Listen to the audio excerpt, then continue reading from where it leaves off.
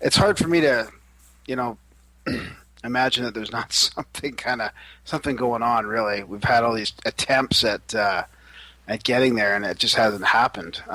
What are your thoughts on that?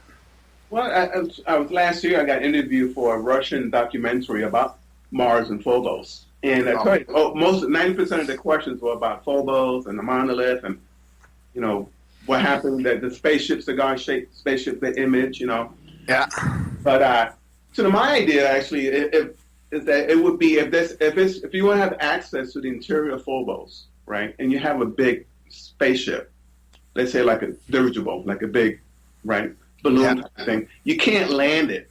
So what you do, you go to a mooring post, like a mast, a mooring mast. Oh, yeah. Oh yeah. Was that you have the monolith, and you have this big spaceship coming in and just docks at the top of it, and that's how you have interest in it. I mean, that's just an idea, but Yeah. No, that's Or maybe interesting. maybe that the monolith is just the ass end of the spaceship sticking out. It just drove halfway in.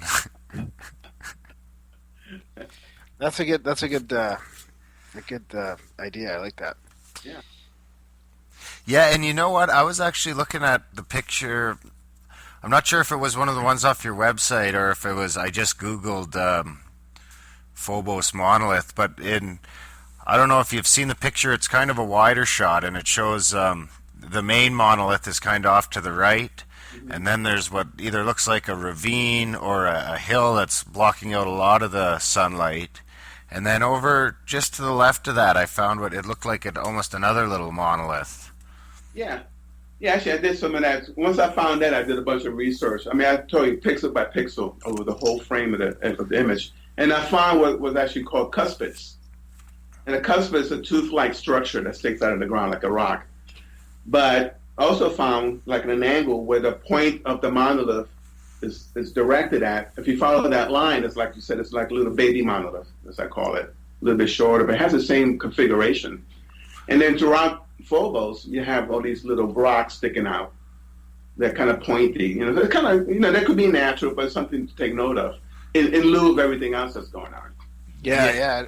It almost seems like a landing grid or something. Like you said, if that one big post is that, then there'd be other things in sort of concentric rings around it, or at least in line with it. Right, right. Hmm. I thought Carl Sagan even was it Carl Sagan that presented the idea that Phobos might have even been a spaceship on its own.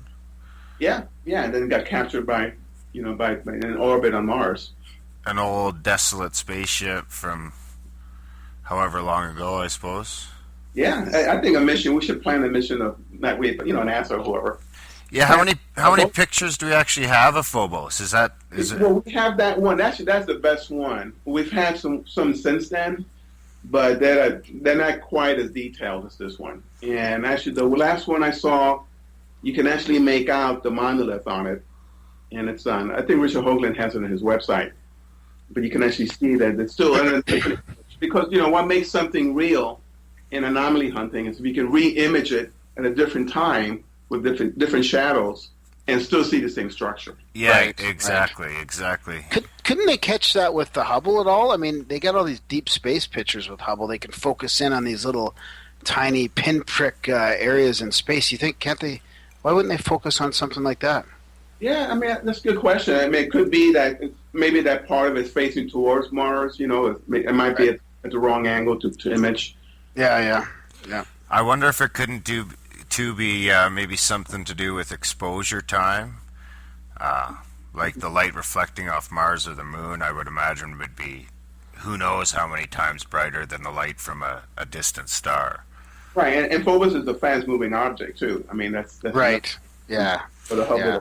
Yeah, Phobos Yeah. is what, like a 7-hour orbit or something like that, isn't it? That's very low, and it's another thing too. It's in a decaying orbit, so eventually it's going to crash into Mars. Oh. Well, I guess then we'll see what's inside. That's it.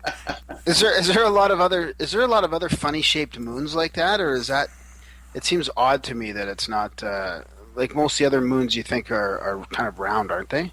Yeah, they're round. It depends on the mass of it. And actually, Phobos is more of an asteroid. An asteroid, Right. head shape, kind of peanut shape, that kind of thing. And Phobos, what makes it distinct too, is they have that Stickney crater at the end, on the butt end of it. Which Yeah. the idea of a spaceship idea because that could have been the exhaust port, Yeah, the for the thrust. thruster. Yeah, right. So yeah, let's talk a little more about the Russian probe. The was it Phobos 1 and 2? Did they both make it? Yeah, they went and they died in orbit. I mean, they just totally blanked out. And when one of them, before it went off, the last image was a cigar shape of, spaceship or whatever it was. As they was trying to image Phobos, this thing came up and then it went offline. So it's almost like something caught it watching it and go zip, zapped it. Yeah. Yeah. Yeah, Well, I'll link to that picture too. I like that picture. You can see the moon kind of off in the background, and it's Right. a good shot. and what do the skeptics say about that one? I wonder. Oh, image glitch. Yeah. Yeah. Was it? Russians didn't do it right. Big image glitch. Yeah. Yeah, well, it's easy to hate the Russians, right? It's easy to not trust them. The media makes it really easy to not trust anything coming out of Russia. Oh, yeah. Um, so, and then wasn't there? I thought I remembered seeing a picture, almost a correlating picture that showed I believe it was a picture of Mars that showed a saucer-shaped shadow or something of the sort. Have you seen that picture? Yes, I have. Yeah, and that was taken as another one of the Phobos 1 or 2 images.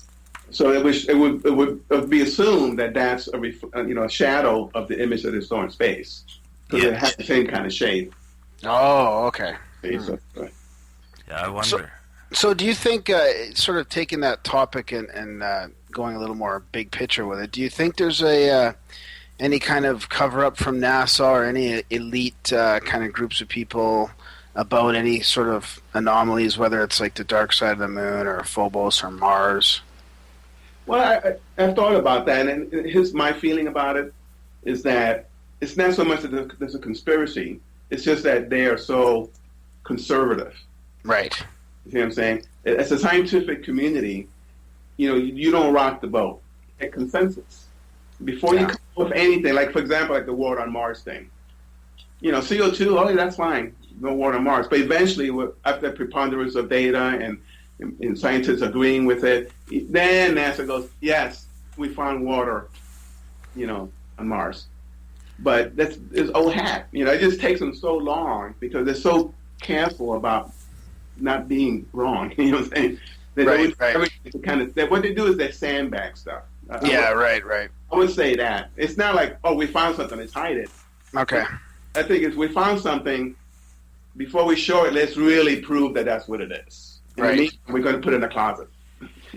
So I've heard some people talk about xenoarchaeology being a possible means for disclosure, right? Disclosure of, that the scientific community will open up to the UFO phenomenon and actually taking it seriously and ending the ridicule factor. And I saw a lecture, I think it was Ben McGee at the UFO Congress, and he talked about xenoarchaeology being a valid method of disclosure, helping disclosure happen.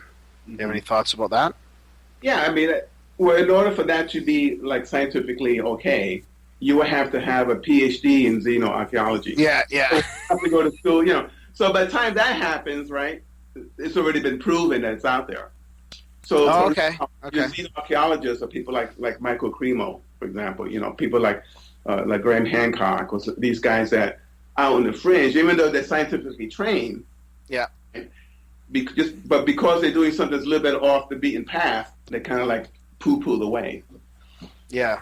Yeah, they're not even allowed to talk at TED anymore.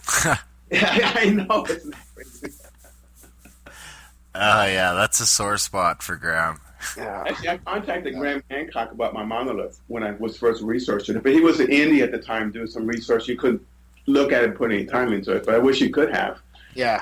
Would have been Yeah, I like Graham Hancock stuff. Like I was saying last week, I almost bought one of his books once, but I had it in my hand and everything, but the thing was just so damn intimidating. I just couldn't. I was like, I had it, and I was like, yeah. I mean, that thing's like, I think it's almost 1,000 pages. Oh, yeah. Yeah. Well, it begs the question, like, what would happen if the rover right now, Curiosity, found a bone sticking out of the dirt? Yeah. What would happen now? Some people might say, well, they're going to hide that information, right? Yeah. Or they might just say, we don't know what it is. It looks like a bone, but it could be a rock that looks like a bone. Yeah, yeah, You know what I'm saying? I mean, I think that we'll go more that route. But I think that's what it's going to take is finding artifacts. And like even right now with the Martian meteorite, where they found the bacteria, fossilized bacteria Yeah. in the meteorite, even then, even though it looks like bacteria, it looks like a living extended tissue. Well, it could be anything. It could be rocks forming that way. It's very easy for the scientific community, to bury it. yeah. So it would really take a lot to prove them otherwise. There's too many variables. Like I guess the ultimate would be to stumble upon some sort of a fossil or something that's undeniable evidence that there was at least some sort of life on Mars, and then that could kind of, be the hole that you kind of poke in the dam. That's it. Then after that, then you have courses in xenoarchaeology. Yeah, exactly. Yeah, And yeah. then, Well, that's what one of the things Ben was saying is he didn't realize how upsetting it would be, like him trying to lead down this pathway of xenoarchaeology. How upset all the astrobiologists and astrophysicists would be. He thought it would upset. I'm trying to remember what he said, but he thought it would upset the archaeologists on Earth, like the ones that actually study that. But instead, they were fine with it. It was all the astrobiologists and the astrophysicists. I think I got that right, and they're the ones that kind of, he was stepping on their toes. Right. Yeah, it's going to take a lot. I mean, but the thing is, there's a big public support for the idea, and not just some wacko anomalous. People just. Yeah. I think really the public would. Yeah. I mean, it's a no-brainer. yeah, public support is getting bigger and bigger. I mean, and if we could just take a little bit of the defense budget, or not we, I suppose, but the states, and put it back into space exploration, who knows what we could stumble across. Sure. But back to actually, maybe we should take another quick break here, and then I'd like to pop back to the streaks for a little bit, if you don't mind. Oh yeah, love to. That's my favorite subject. Okay, perfect. So we'll take a quick break, and we'll be back in just a minute.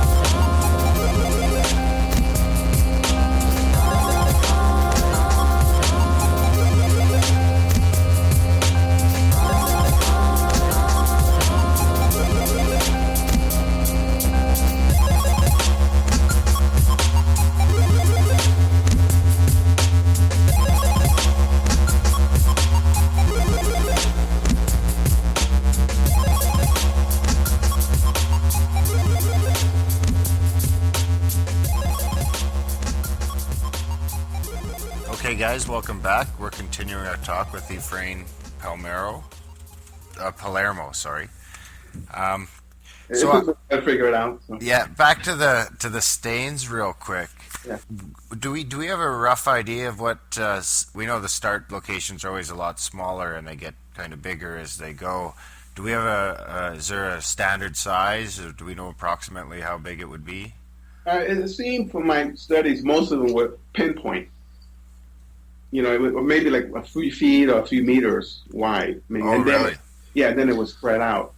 And one of the theories I had was like, if you can imagine like a water table meeting a hillside, and then it's like a spring, you see. So at that point, there's something that maybe a meteorite hit it or something exposed the water table, and so that from that point it started going downhill. Yeah, and you can kind of notice in the one picture that